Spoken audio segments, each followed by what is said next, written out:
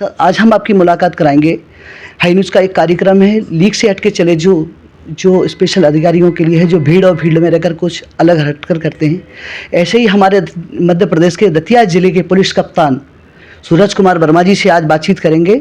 उनकी अभी नई पदस्थापना दतिया में हुई है। बहुत अलग पुलिसिंग यहाँ दतिया को में देखने को मिली है। बात करेंगे। नमस्ते सर, आपका हाई न्यूज़ में बहुत बहुत स्वागत है। नमस्कार सर, बचपन से शुरुआत करेंगे। सर आप बचपन में किस टाइप के थे, आपका नेचर क्या था?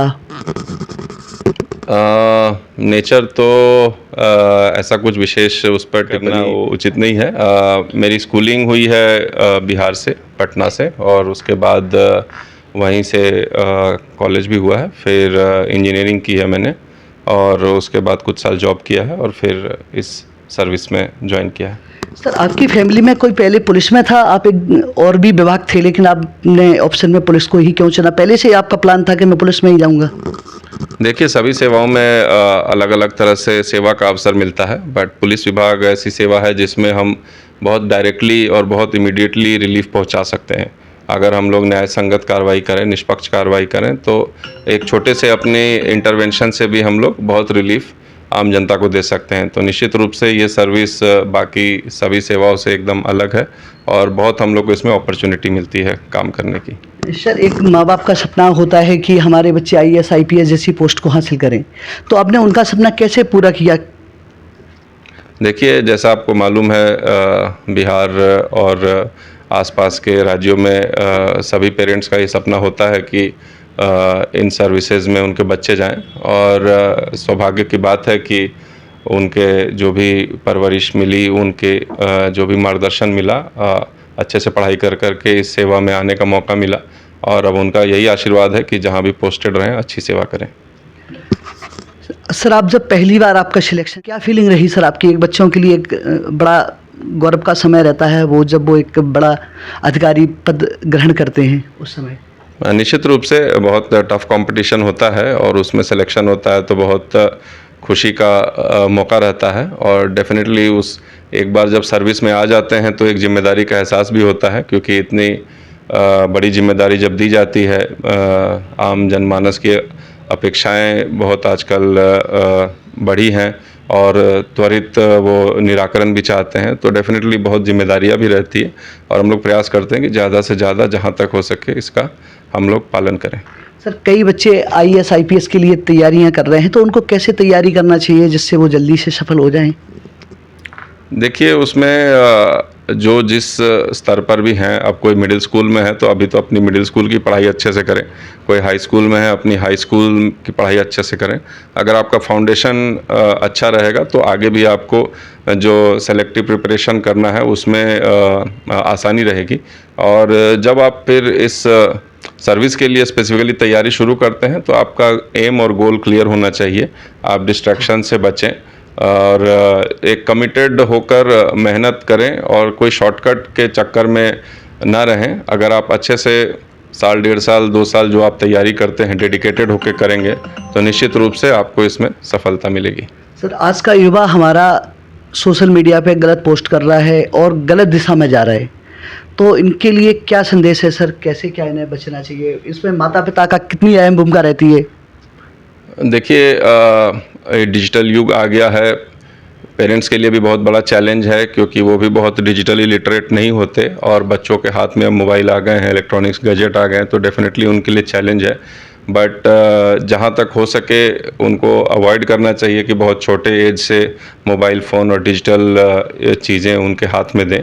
और जो युवा पीढ़ी है उनसे मैं यही कहूँगा कि ये एक बहुत बड़ी जिम्मेदारी है। आप इसको कोई भी चीज़ आप ऑनलाइन प्रचारित करते हैं तो इसके बहुत दुष्प्रभाव पड़ते हैं, बड़े स्तर पर इसके इफ़ेक्ट होते हैं, कोई चीज़ें वायरल होती है, तो इसका उपयोग जिम्मेदारी से करें। बहुत से कानूनी जो उसमें नियम भी हैं, अगर आप कोई गलत चीज़ पोस्ट करते हैं तो उसमें कानूनी कार्रवाई भी होती है, बट कानूनी कार्रवाई के अलावा भी अपनी जिम्मेदारी को समझें, एक पॉजिटिव समाज बनाने का प्रयास करें। सर आप यहाँ आपकी दतिया में नवीन पदस्थापना हुई, एक आपके लिए नया ज़िला आपको मिला है। अलग अलग ज़िले के अलग अलग तरीके होते हैं, एक अलग पुलिसिंग होती है, तो यहाँ VIP ड्यूटी बहुत होती है क्योंकि ये UP से लगा हुआ ज़िला है, तो यहाँ कैसे क्या मैनेज करते हैं सर आप? देखिए, तो हमारा सौभाग्य है कि पीताम्बरा माई की नगरी में सेवा करने का अवसर मिला है।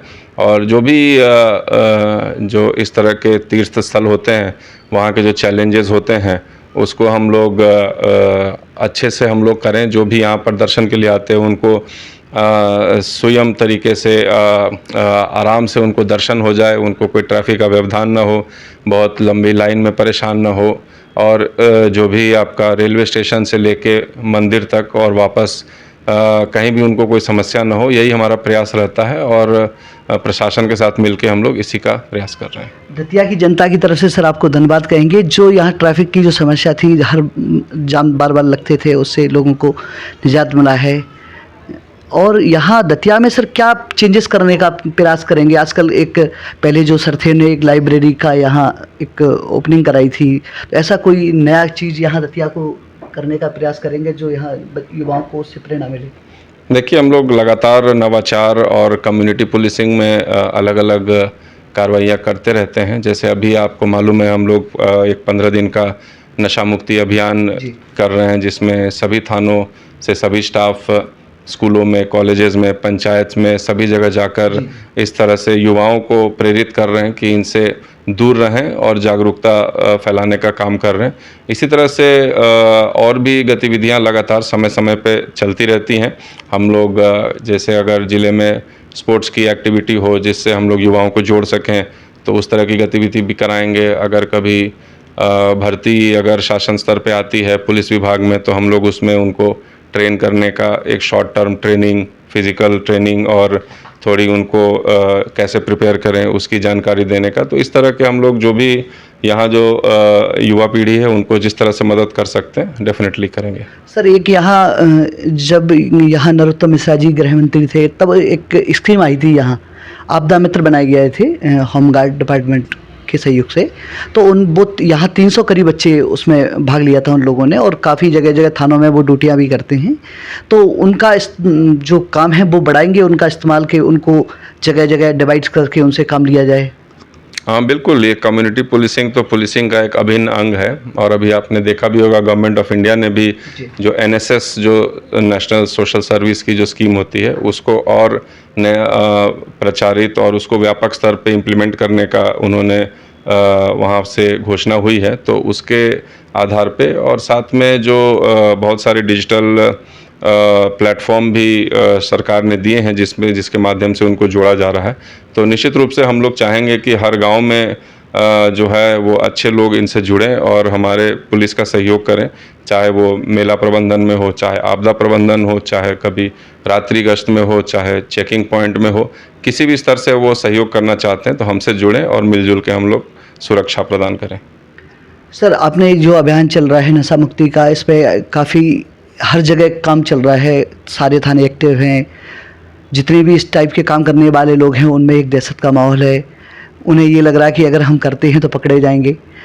ऐसा ही सर ये हमेशा चलता रहेगा कि ये 15 ही दिन चलेगा?